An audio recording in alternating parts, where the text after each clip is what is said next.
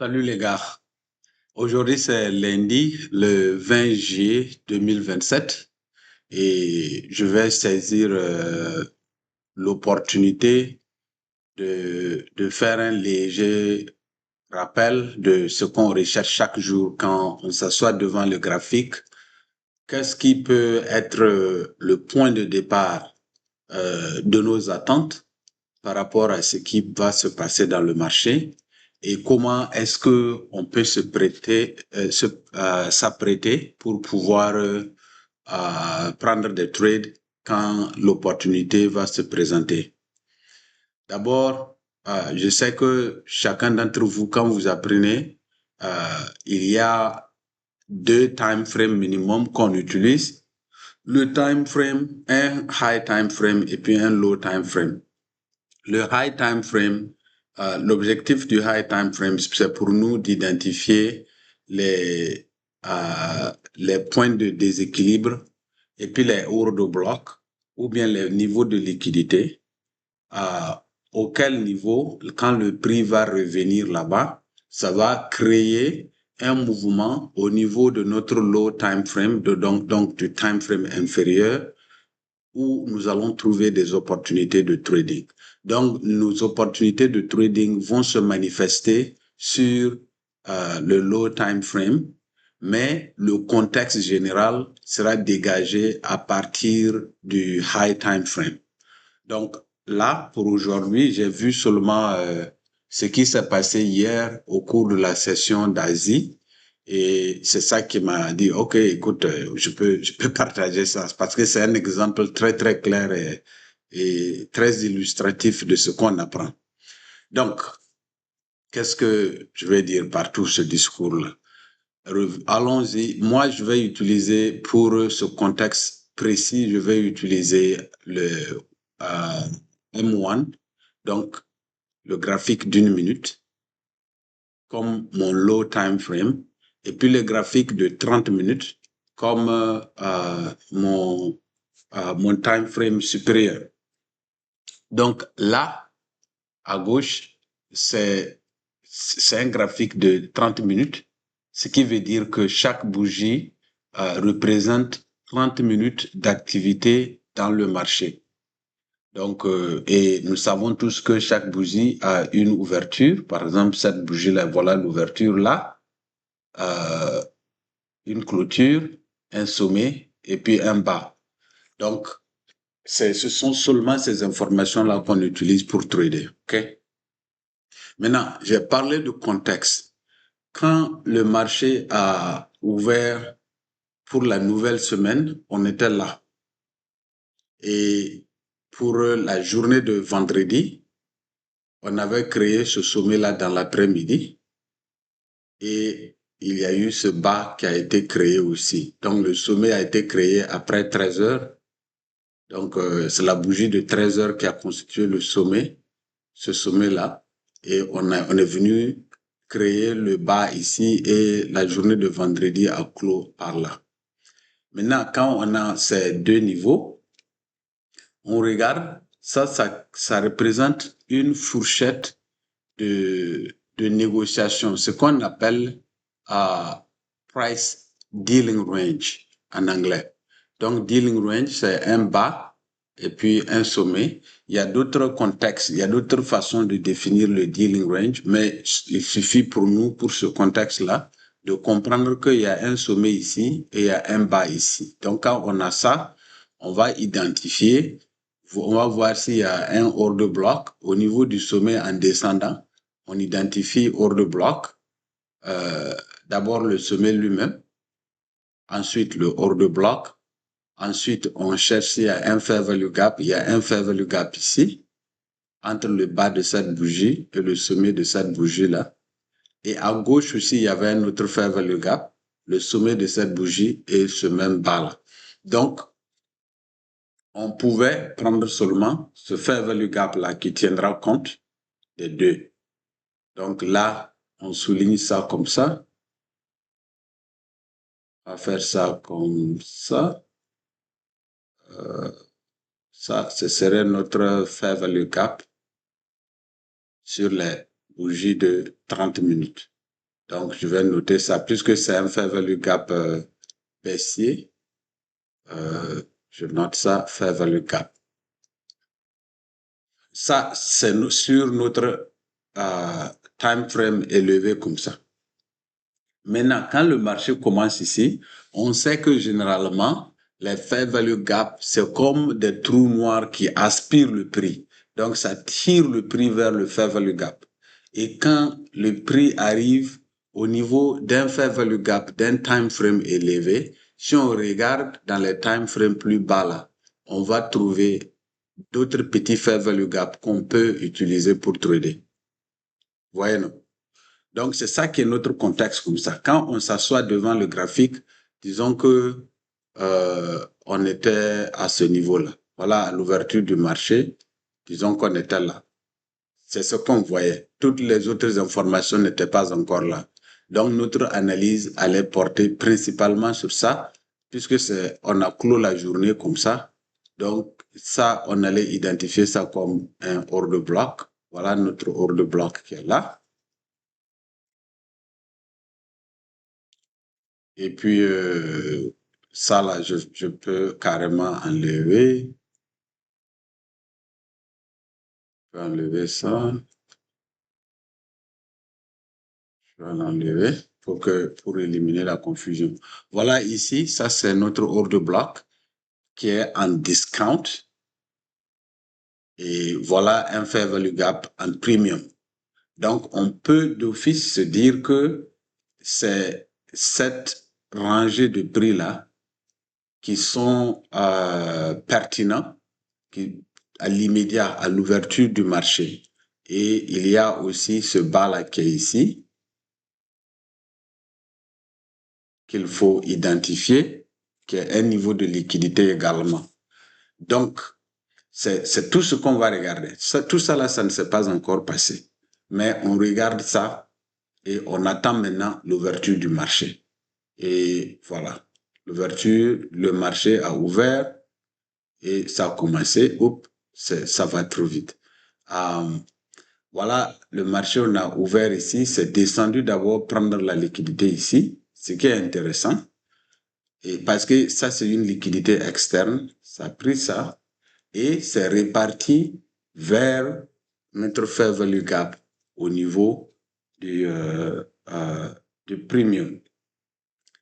Quand on a un time frame élevé, très généralement, chaque fois que on est en premium et que le prix va arriver au niveau d'un point de référence enseigné par ICT, notamment fair value gap, order block, ou bien breaker, ou bien tous les autres éléments, chaque fois que le prix va arriver au niveau d'un élément, un de ces éléments-là, qui est en premium, si on regarde de là à là, voilà la moitié. Donc, tout ce qui est en haut, c'est premium. Une fois que le prix va arriver à ce niveau-là, il y aura ça va marquer une pause, ça va marquer un recul. Il y aura un recul obligatoirement. Même si ça va revenir encore après et puis continuer. C'est ce retracement-là qui représente une opportunité pour nous. Puisque ce recul-là, on peut s'attendre à ça. On est sûr que ça va se passer. Ça ne peut pas venir comme ça, aller en premium, cogner un fair value gap comme ça, puis le traverser et puis continuer. Non, ça arrive très, très rarement. Ça peut arriver, mais c'est très, très rare. Généralement, quand ça va arriver là-bas, il faut que ça fasse un retour vers le discount pour pouvoir remonter par la suite. Voyez, non? Et c'est cet arrêt-là, c'est cet arrêt temporaire-là qui crée une opportunité pour nous dans le low time frame. Qu'est-ce que je veux dire par là? Maintenant, voilà, on est sûr que quand le prix va arriver ici, normalement, là, on ne peut pas trader. Principe, si tu veux trader, souvent vers là, il y a beaucoup de spread. Tu ne veux pas trouver le prix que tu veux. Même si tu veux acheter, par exemple, tu veux dire que tu veux acheter ici, mais on va venir, comment on appelle ça, te vendre ici. Tu vois, là, il y aura un écart entre là où tu as manifesté ton intention d'achat et le prix auquel on va te vendre. Et on n'aime pas ça. Pour la session de Londres, de New York, non, enfin pas New York, pour la saison d'Asie, il faut toujours attendre 19 heures. À 19 heures, heure locale de New York. C'est à partir de 19 heures que la session d'Asie commence réellement. Donc, on cherche 19 heures, voilà 19 heures ici. Donc, on va mettre notre trait. Je peux enlever le Fibonacci là maintenant. Il y a un trait rouge ici que je mets là. Voilà 19 heures. Donc, à 19 heures, nous savons que selon notre contexte, quand le prix est là, on sait que il y a le fair value gap ici. Et on veut voir le prix arriver là. Donc, on attend. Ce mouvement-là, si quelqu'un veut, en principe, si quelqu'un voulait, il y a un moyen d'acheter ici pour arriver là. Donc, quand on définit le contexte sur le high time frame, on a deux possibilités. La première possibilité, c'est de trader le mouvement qui va aller vers le point de référence qui est en premium. Donc, si on veut trader de là à là, c'est possible. Si on veut trader de là à là aussi, à la baisse aussi, c'est possible. Vous voyez, non? Parce que quand tu sais là où le prix va arriver, tu peux acheter ici, aller vendre là-bas, tout comme tu peux attendre que le prix arrive là-bas, tu vends short et tu viens couvrir ta vente en bas ici. Vous voyez? Donc, l'achat là-bas, comment ça aurait pu se passer? Vous voyez cette bougie-là? Quand on a commencé 19 heures, la bougie est descendue. Et puis la deuxième bougie qui suit, elle a clos à la hausse et ça a créé un hors de bloc. Donc, l'heure qui suit, là, maintenant sur une minute, vous voyez, l'heure 20 heures a commencé ici. Voilà le début de 20 heures. Et c'est descendu. Voilà, ici, nous avons un fair value gap qui est là. Fair value gap d'inversion. Donc là, nous notons notre fair value gap d'inversion. Généralement, moi, je les mets dans cette couleur-là. Et quand ça a ouvert net, ils sont descendus. Une bougie, deuxième bougie, ça y est dans le fair value gap. On achète là-bas. Et on va viser le fair value gap de 30 minutes en haut ici. Là. C'est ça qui est notre objectif. On se dit que le prix va arriver là-bas, coûte que coûte. Donc, c'est ça qu'on va viser. Donc, on achète là. Et quand le prix arrive ici, au bas du fair value gap là, on vend. On n'a pas besoin d'attendre jusqu'à tout ça là. Ce n'est pas nécessaire. Ce qui est vraiment très bien probable, c'est d'acheter ici et de venir vendre ici, là. C'est bon. Et puis on attend parce qu'on sait qu'il y aura un retour là-bas. OK? Ou bien, s'il y en a qui n'utilisent pas les fair value gap, ça là, ça devient, il y a un breaker ici qu'on pouvait utiliser.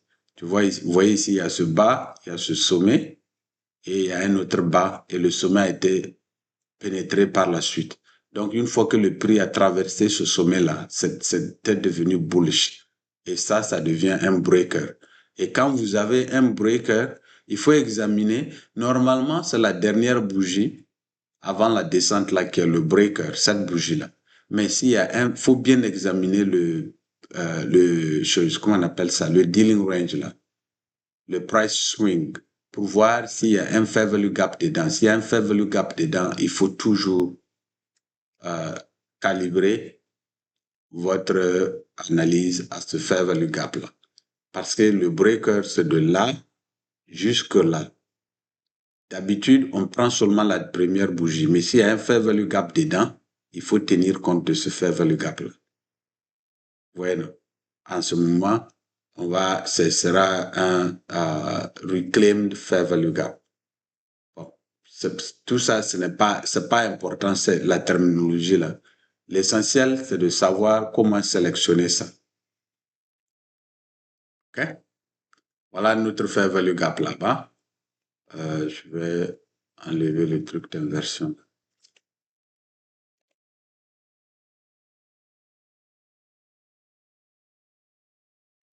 OK. Ça, c'est un fair value gap. Donc, quand l'autre bougie a commencé, net, on est descendu là-bas, ça a acheté, et paf, c'est remonté. C'est arrivé là où on s'attendait que ça allait arriver. Et une fois que c'est venu là-bas, on vend. On achète ici, on vend là-bas. Maintenant, on attend.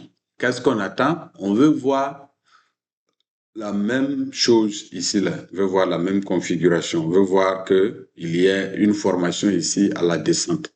Ça, il y a le sommet qui s'est formé. Il y a eu une baisse. Il y a un petit bas ici qui a été pénétré à la baisse. Une fois qu'on a ça, c'est bon. On est sûr que les prix vont baisser. Et voilà la suite.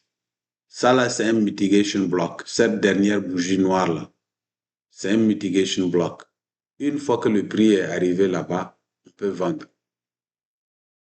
Vous voyez, non? Donc, on vend là-bas. Et notre objectif sera le bas qui a été formé ici après 19 heures. Et voilà, comme c'est ça qui est l'objectif, voilà la première vente qui commence ici, sur les 1 minute. On est descendu, prendre ce bas-là, et puis revenir à l'intérieur. La deuxième vente, on est descendu, prendre un autre bas, et on est revenu encore à l'intérieur. Il y a ce fair value gap-là. On est descendu, prendre le bas qui a été formé, et puis c'est revenu encore au niveau de ce dernier fair value gap-là. C'est la dernière vente comme ça, avant qu'on arrive au niveau du sell side liquidity qui est identifié ici. Vous voyez, non? Donc, c'est ce que je voulais vous montrer. Chaque fois qu'il y a un fair value gap qui se forme, au lieu de se presser, ce qui a retardé beaucoup, moi, mon progrès au départ, c'est que quand je voyais un fair value gap comme ça, je voulais que la prochaine bougie là seulement revienne là-bas immédiatement pour que je rentre. Mais très souvent, ça n'arrive pas comme ça. Donc, ça m'a beaucoup retardé. Mais maintenant, vous comprenez que quand il y a un fair value gap qui se forme, vous attendez qu'un bas se forme. Une fois que ce bas-là est formé, vous voulez voir le prix retourner au niveau du fair value gap. Ouais, il faut qu'il y ait un bas s'identifie par la présence d'un swing point. Ça veut dire, bon, je vous ai déjà enseigné ça. Vous devez avoir une bougie, un swing point comme ça. Une bougie qui est au milieu, qui est plus basse que celle qui est à gauche et l'autre qui est à droite. Donc ça, c'est un swing point. Quand vous avez ça, ça devient un niveau de liquidité et on va repartir maintenant à l'intérieur de la plage de prix qui a été créée pour rechercher de la liquidité interne, pour vendre là-bas et attaquer le bas là. Donc, c'est ce qu'on appelle liquidity engineering. Une fois que ça forme ce bas-là, il y a beaucoup de personnes qui vont croire que les prix vont continuer de monter. Donc, ces gens-là, puisqu'ils sont en train d'acheter, ça crée une très bonne opportunité pour smart money de vendre ici. On leur vend beaucoup ici parce qu'ils ne savent pas. Et puisqu'ils ont acheté, ils vont mettre des stop loss ici. C'est ça qui devient la liquidité qu'on va utiliser là. Donc, ici, on a vendu ici. On vient utiliser leur stop loss pour couvrir nos positions short qu'on avait mises ici. Et il y a un autre bas qui est formé là. On attend le retour. Ça arrive là-bas, on vend et ça descend. Il y a un autre bas qui forme ici. On attend le retour à l'intérieur. Ça arrive au fair value gap. On vend encore et puis on attaque le dernier niveau qui était ici. OK? Et aussi, bon, vous savez que ça, c'est un order block qu'on avait identifié au début. Et c'est là-bas que c'est venu s'arrêter et puis ça fait un retour. Et la même danse recommence. Voilà ici, fair value gap d'inversion, aller jusqu'en haut, puis on est revenu là-bas, il y a eu un achat. Okay? C'est la même chose. C'est la même danse qui se répète toute la journée. Donc, il faut avoir un time frame élevé et un time frame plus petit pour pouvoir naviguer, pour pouvoir suivre le déplacement du prix d'un point donné au niveau du time frame élevé là, jusqu'à un autre point donné, sur le même time frame élevé, vous aurez des opportunités. Donc, juste comme une image d'illustration, c'est comme si vous prenez le train pour aller, prenez le train à New York pour aller à Washington, D.C. Okay? Il y a un train qui passe, qui quitte New York et qui traverse Washington. Mais quand le train va quitter New York, vous savez que la destination finale, c'est Washington ici. Ici, c'est New York. Ouais, non. Et c'est là notre destination finale. Ou bien vous vous dites, voilà, ici, c'est Washington. Voici notre New York ici, qui est la première destination. Et après New York, le train va repartir encore à Washington. Et après Washington, ils vont retourner encore vers New York. Mais avant d'arriver à Washington, ils vont marquer des arrêts, par exemple à New Jersey, qui est entre Washington et puis DC. Et aussi, il y aura un arrêt en Philadelphie, il y aura un arrêt au niveau de Delaware, Wilmington, il y aura un arrêt là-bas. Et c'est à ce niveau-là que si tu avais raté le train au niveau de New York, tu peux joindre au niveau de New Jersey, ou bien tu peux prendre le même train au niveau de Wilmington, ou bien tu prends ça au niveau de Philadelphie pour pouvoir arriver à Washington. Donc, ce sont les destinations principales comme ça. Ouais, je ne sais pas si ça illustre un peu. Donc, les arrêts de New Jersey, Wilmington et puis Philadelphie, là, ce sont les petits, c'est votre low time frame comme ça. Mais le grand time frame, là, c'est le point de départ de Washington et le point d'arrivée New York. À l'intérieur, on peut naviguer comme on veut en utilisant le low time frame. Donc, c'est ce que je voulais vous expliquer. Il n'y a pas d'autre secret en ce qu'on fait en matière de trading. C'est tout ce qu'on fait comme ça. Il n'y a pas autre chose. Si vous regardez cette vidéo-là et vous vous focalisez sur le 4e mois, je pense, dans les vidéos de ICT, là où il explique ce que c'est qu'un order block, ce que c'est que un fair value gap, un breaker, ou bien mitigation block, ou bien un rejection block, ou bien propulsion block. Il y a tout là-bas. Il donne toutes les définitions là-bas. Maintenant, vous allez repérer ces éléments-là sur un time frame élevé et là où vous allez les repérer, ce sont vos gares de train comme ça, vos gares principales. Chaque fois que le prix va arriver à un de ces éléments-là, qui sera en premium, il y aura nécessairement un retour vers quelque part. Si ça est un discount, ça va repartir vers premium. Voilà. Si c'est un premium, ça va repartir vers discount. Si c'est un discount, ça va repartir vers le premium. Et c'est le mouvement de discount à premium ou bien de premium à discount. C'est ce mouvement qui va créer des opportunités pour nous pour trouver des points d'achat ou de vente dans les low time frame. Et on fait ça progressivement avec un petit compte. On gère bien le risque et l'objectif, c'est de gagner par exemple 50 points. Même 50 points par semaine, ce n'est pas mal. C'est-à-dire, on n'a pas besoin, je vous ai montré que là, il y a beaucoup d'opportunités, non? On n'a pas besoin de tout ça. Tout ce dont on a besoin, c'est peut-être ce mouvement-là, de là à là. Ça suffit pour faire la carrière d'un trader. Pourquoi je dis ça suffit? Regardons voir. Si, par exemple, on veut trader à ce niveau-là, ok? On va repartir là-bas. Disons que c'est ce niveau-là qu'on voulait trader. Ici. Donc, on va poser, on voulait une vente, limit order, une vente à ce niveau-là. OK.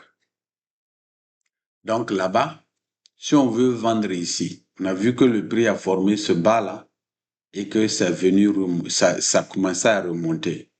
Et si on regarde de là à là, ici là, ce sera premium. Donc, on peut vendre. OK? Donc, c'est pour ça qu'on identifie ce mitigation block là pour dire on veut vendre ici. Si on veut vendre là-bas, un contrat, c'est un micro contrat même. Ce n'est même pas le grand contrat là. On peut trader seulement les micro contrats, prendre moins de risques. Donc, on va placer d'abord le stop loss. En toute chose, il faut absolument placer un stop loss d'abord. Parce qu'il faut protéger votre compte. Donc, puisqu'on utilise la dernière bougie, cette bougie noire-là, c'est ça qui est notre mitigation block. OK? Puisque c'est elle qu'on utilise, on doit placer le stop loss au-dessus du prix d'ouverture de la bougie-là. Si en principe, notre analyse est correcte, le prix ne doit pas arriver là-bas. Et vous voyez que ce n'est pas arrivé là-bas. Donc, on risque seulement 31 $. Maintenant, notre take profit, on le met ici. On n'est pas gourmand, on s'arrête là. OK? Ça fait 117 $. Donc, vous risquez 31 pour gagner 117. Ça fait presque un risk-reward de 1. C'est-à-dire vous risquez 1 pour gagner plus de 3 points. Ça, c'est déjà très bon. Ça veut dire que si vous risquez 1%, si ce que vous risquez ici, là, c'est 1% de votre compte, vous allez gagner 3%. Et ça, c'est très, très, très bon. Si vous pouvez faire ça 2 fois par semaine, ou bien même 2 fois par mois, ça vous fait 6% par mois. C'est largement suffisant pour faire une carrière. Donc, on n'a pas besoin de passer trop de temps devant les graphiques. Mais au départ, quand vous apprenez, il faut passer beaucoup de temps devant les graphiques pour arriver à ce niveau de compréhension-là. Mais une fois que vous êtes là-bas, vous n'aurez plus besoin de ça. C'est une fois, vous prenez un trade ou 2 par semaine et puis c'est terminé. Mais bon, je sais qu'on se connaît très bien. On n'est jamais, une fois qu'on apprend à faire ça, on va vouloir le faire tout le temps. Vous voyez, non? Donc, mais ce mouvement-là, ça suffit. De là à là, c'est largement suffisant pour faire une carrière. Si vous avez raté ça, c'est pas grave. Vous attendez quand ça va revenir ici au niveau du fair value gap. Le protocole de vente au niveau d'un fair value gap, c'est toujours au bas du fair value gap. Et puis on met le stop loss au-dessus de la bougie qui contient le fair value gap là. Donc, notre stop loss serait ici. Même si vous voyez que le prix est en train d'arriver vers votre stop loss, une fois que vous placez ça, il faut garder ça. Il ne faut pas avoir peur. Il arrive, c'est très rare qu'une bougie, si le fair value gap est bon, c'est très rare qu'une bougie puisse se fermer au-dessus de la moitié du fair value gap. Donc, si vous voyez que cette bougie-là est venue clore en bas là-bas, ça doit vous donner encore plus de confiance. Donc, il ne faut pas avoir peur. Et là, si on a vendu, et on va viser ce bas-là pour prendre l'objectif. Vous voyez, ça fait encore 117. C'est pas mal. Ça ne veut pas dire que chaque fois ce sera 117, mais vous comprenez la logique. Vous voyez, non? Donc ça, c'est bon. Ensuite, il y a un autre qui est là, même protocole.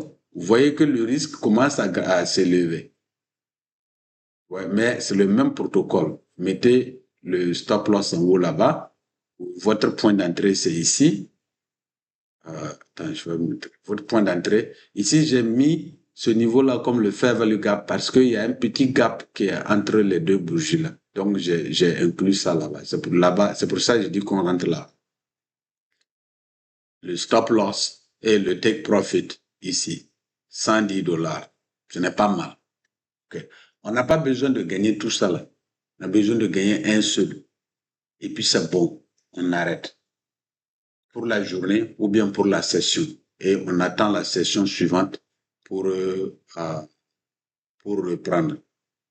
Si vous avez raté tout ça, en tenant compte du même contexte, ici, voilà, on peut prendre un achat et puis viser ce sommet-là. Ouais, on achète ici et on vient vendre ici. Puis c'est terminé. On risque seulement 28 $. Pourquoi c'est 28 $? Parce que cette bougie-là, c'est elle qui contient le fair value gap d'inversion. Donc, notre stop loss doit être en bas de cette bougie-là. On n'a pas besoin de mettre le stop loss jusqu'en bas ici. Pourquoi on ne fait pas? Parce que si ce fair value gap-là n'arrête pas le prix et que le prix arrive jusqu'ici, même si tu as mis ton stop loss ici, tu vas prendre l'herbe. Ça va arriver là.